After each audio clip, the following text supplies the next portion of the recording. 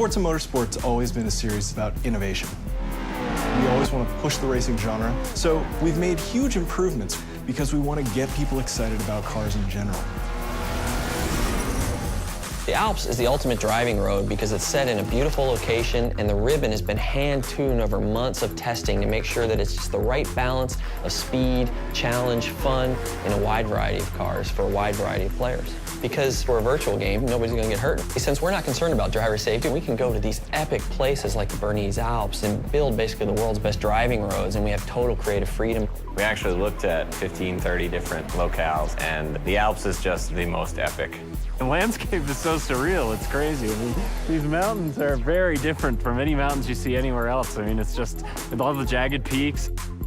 We are on part one of a trip that will take us through Switzerland and Italy as the guys from Turn 10 gather source material and basically inspired by the entire trip. What we're gonna do is find the most amazing areas we possibly can and photograph them to no end. We took a really long elevator ride after a train ride and a long walk and another train ride. Took a while to get up here, but oh my God, it's worth it. Did you guys see the background and everything? Yeah.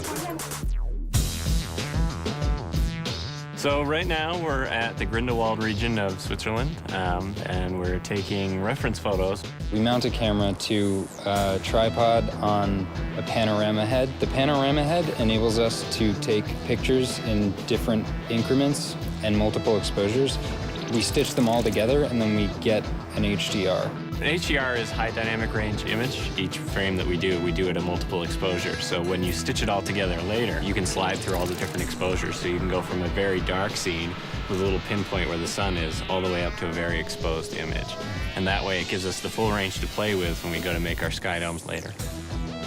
We have a pretty long production cycle, so probably about a year of full production once we get home. So we bring back all of our reference, we start modeling rough landscapes that existed there so they're fairly accurate, but we're not bound to recreate it perfectly as it exists because there isn't a track there.